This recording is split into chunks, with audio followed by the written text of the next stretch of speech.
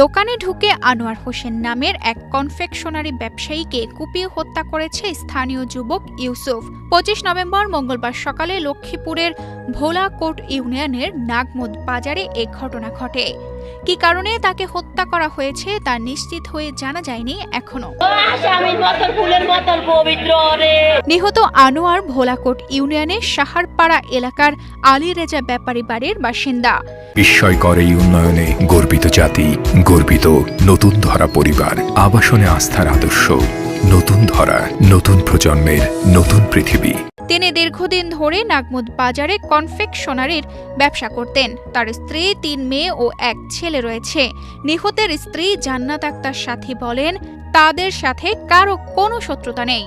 এই খুনে দৃষ্টান্তমূলক শাস্তি চান তিনি। আমি মনে করি আমার স্বামী কারোর সাথে দ্বন্দ্ব নেই, কারোর সাথে বেজার নেই, কারোর সাথে কোনো বেজার নেই, কোনো দ্বন্দ্ব নেই, কিছু নেই। আমি আমার স্বামী খুনের আসামি, এটার বিশ্বাস চাই। অভিযুক্ত ইউসুফ একই গ্রামের মাইজের বাড়ির এরশাদ মিয়ার ছেলে। প্রায় 1.5 বছর আগে বিদেশ থেকে ফিরে তিনি আর বিদেশে যাননি। স্থানীয় সূত্রে জানা যায়, প্রতিদিনের মতো সকালে দোকান খুলে বসেছিলেন আনোয়ার। কিছুক্ষণ পর ইউসুফ এসে তার সঙ্গে বাক বিতণ্ডায় জড়িয়ে পড়ে। এক পর্যায়ে দোকানের ভেতরে ডেকে নিয়ে ধারালো অস্ত্র দিয়ে তার বুক ও পেটে আঘাত করে ইউসুফ। পরে দ্রুত ঘটনাস্থল থেকে পালিয়ে যায় তিনি। দোকানের ভিতরে ঢুকে আক্রমণ করি, মানে 3 জন আসলে আক্রমণ করে বাইরে আরেকজন ডাক দিয়েছে, ভাই দেন তো তার কি হইছে, এটা কইরা হুনকেন চলে গেছে। ঘটনাস্থলে তার দোকানে শুরু করে দোকান থেকে বের করে আনছে, আর ইউসুফ দৌড়িয়া পালাই গেছে। লোকজন তারা বাহির করে আনার পরে বুঝতে পারছে যে আনোয়ারের শরীরে আঘাত এসেছে, দেখতে পাচ্ছি।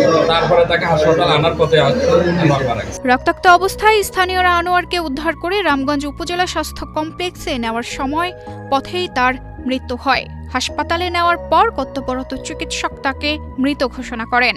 রামগঞ্জ থানার ভারপ্রাপ্ত কর্মকর্তা আব্দুল বারী জানান, ব্যক্তিগত বিরোধের জেরে ঘটনাটি ঘটেছে বলে প্রাথমিকভাবে ধারণা করা হচ্ছে। ইউসুফ পালিয়ে গেছে, তাকে আটকের চেষ্টা চলছে। তানজিদা রহমান, ইনায়া, বাংলাদেশ প্রতিদিন।